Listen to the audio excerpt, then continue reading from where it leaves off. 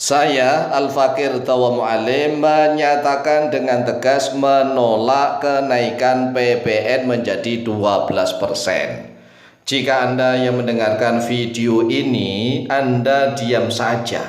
Anda tidak ikut menolaknya, berarti Anda setuju pada kenaikan PPN menjadi 12%. Anda termasuk orang yang zalim. Anda akan terkena dosa besar.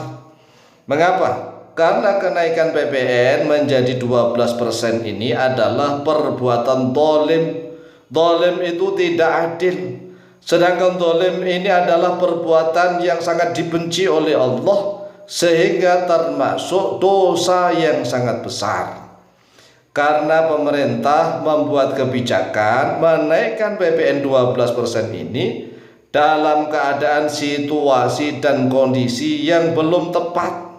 Situasi dan kondisi rakyat masih banyak yang pengangguran, masih banyak pengamen di jalan-jalan, masih banyak pengemis di jalan-jalan, masih terlalu banyak rakyat yang kesulitan mencari uang, walaupun toh hanya Rp50.000 setiap harinya. Coba ajalah kita cek di kampung-kampung, di desa-desa, ternyata seorang kepala rumah tangga itu masih banyak sekali yang kesulitan mencari uang, walaupun toh hanya sebesar Rp50.000 setiap hari. Lah kok pemerintah seenaknya menaikkan PPN menjadi 12%? Ini akan berdampak mengakibatkan harga-harga barang menjadi naik. Bukan hanya barang tetapi jasa. Jasa harga-harganya juga naik semua. Lah kalau naik semua, ini rakyat semakin tercekik. Sedangkan pemerintah seenaknya saja nih mencekik rakyat dengan menaikkan PPN mencapai 12%. Ini adalah perbuatan zalim, dosa besar. Orang-orang yang diam saja, tidak ikut menolaknya walaupun hanya bersuara lewat medsos, berarti setuju pada kezaliman, maka bisa terkena dosa besar.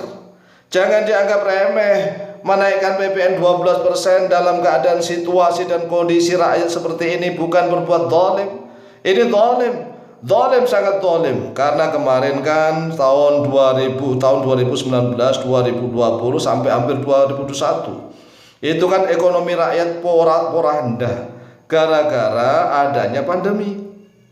Nah, rakyat saat ini sudah mulai bangkit sedikit-sedikit. Yang jualan cilok di sekolah-sekolah kemarin kan tutup. Banyak sekali yang jualan cilok. Coba bayangkan, jualan cilok, jualan bakso keliling, jualan mie ayam, pedagang-pedagang kecil di kaki lima. Banyak sekali rakyat yang bleter di mana-mana mencari uang Rp50.000 setiap hari saja kesulitan. Lah kok pemerintah seenaknya menaikkan PPN menjadi 12%? Ini akan mengakibatkan barang-barang yang lain menjadi naik harganya. Bukan hanya barang tetapi juga jasa. Semuanya akan ribet nih, ribut semakin banyak rakyat yang tercekik. Nah, kalau pemerintah apalagi presiden wakil presiden, walaupun toh naiknya pajak itu misalnya 50% sekalipun, ya nggak terasa. Jadi presiden, wakil presiden, menteri, para pejabat, para anggota DPR, MPR RI, bahkan DPRD, wali kota, bupati, ya para pejabat-pejabat ASN, walaupun pejabatnya ini semuanya digaji oleh pajak rakyat. Semua pejabat itu makan dari hasil pajak rakyat. Nah, kalau rakyat yang sudah miskin-miskin ini diperas-peras terus, ditekan-tekan terus, kemudian rakyatnya diam saja, dibodohin dengan cara 2 bulan listrik akan ada subsidi misalnya, 2 bulan akan ada misalnya sumbangan sekian-sekian, cuma 2 bulan. Sedangkan hidup ini ya sampai mati. Nah, nanti kalau sudah barang-barang terlanjur naik, apakah bisa turun?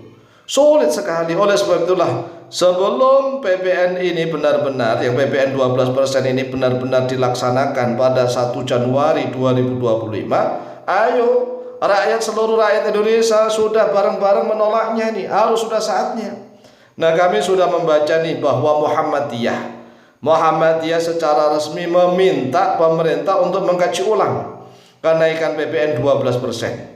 Kita tunggu NU nih. Kalau NU diam saja kebangetan, Kalau NU ini diam saja tidak membela rakyat, berarti lebih mengembik kepada para penguasa pejabat. Oleh sebab itulah kami tunggu pernyataan dari PBNU secara resmi masalah kenaikan PPN 12%. Nah, kalau BEM se-Indonesia sudah mengancam, BEM ini sudah mengancam kalau sampai tidak segera diturunkan ya, atau kembali kepada peraturan sebelumnya, atau pemerintah ini masih kekeh menaikkan PPN 12%, BEM se-Indonesia, Badan Eksekutif Mahasiswa se-Indonesia ini, seluruh Indonesia akan mengancam untuk demo besar-besaran.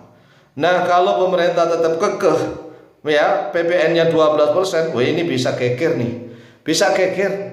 Oleh sebab itulah para menteri ini juga harus sadar, terutama Menteri Keuangan, hanya ya Menteri Keuangan. Cobalah pikirkan rakyat ini semakin menderita. Cobalah, kita sudah belusukan di kampung-kampung. Kita setiap saat belusukan di kampung-kampung. Kami mendirikan pondok pesantren itu di kampung-kampung. Coba, ini ada di Bogor nih, Kampung Jatake, Desa Cimanggu 1, Kecamatan Cibung Pulang. Rakyatnya banyak yang pengangguran. Kami mendirikan pondok ini mendidik anak-anak mereka semuanya gratis, nggak ada yang bantu. Ya kita membangun sendiri, mengurus rakyat, mengurus masyarakat, mengurus anak-anak. Nah, kalau pemerintah makan gaji dari hasil pajak rakyat seenaknya, menaikkan pajak seenaknya, sewenak udelnya, ini kan kurang ajar. Kurang ajar nih. Oleh sebab itulah siapapun rakyat Indonesia yang diam saja, tidak ikut bergerak menolaknya, ya termasuk dolim. Dolim dosa besar. Dolim itu perbuatan yang tidak adil. Lawannya adil adalah dolim. Apakah adil pemerintah saat ini menaikkan PPN 12%? Kalau yang mengatakan adil, ayo kita adu data. Adu data. Rakyat semakin tercekik, semakin kecepit. Sedangkan banyak koruptor di mana-mana di negeri ini, hidup bebas, bergelimang harta, berpoya-poya seenaknya. Koruptor-koruptor itulah yang harus dikejar, ditangkap semua. Uangnya, asetnya, hartanya, ya di asetnya itu semuanya disita menjadi uang negara. Dan pengolahan sumber daya alam ini harus baik, jujur dan profesional. Jangan rakyat yang diperas-peras terus. Masya Allah, memang kami tatkala kampanye capres cawapres itu kami sudah menduga kalau Gibran ini menang nanti pajak pasti naik terus. Kenapa? Kami sudah melihat nih track recordnya tatkala menjadi wali kota Solo. Ternyata pajaklah yang selalu dipermainkan. Ini Masya Allah cara-cara Fir'aun dulu itu sampai orang mati saja dipajakin. Orang mati, orang di kuburan itu pajak, itu Fir'aun. Hampir seluruhnya dipajakin. Oleh sebab itulah mari kita menolak kenaikan PPN 12%. Demikian, semoga manfaat dan barokah, lebih dan kurangnya mohon maaf. Wallahu ta'ala a'lam bishawab.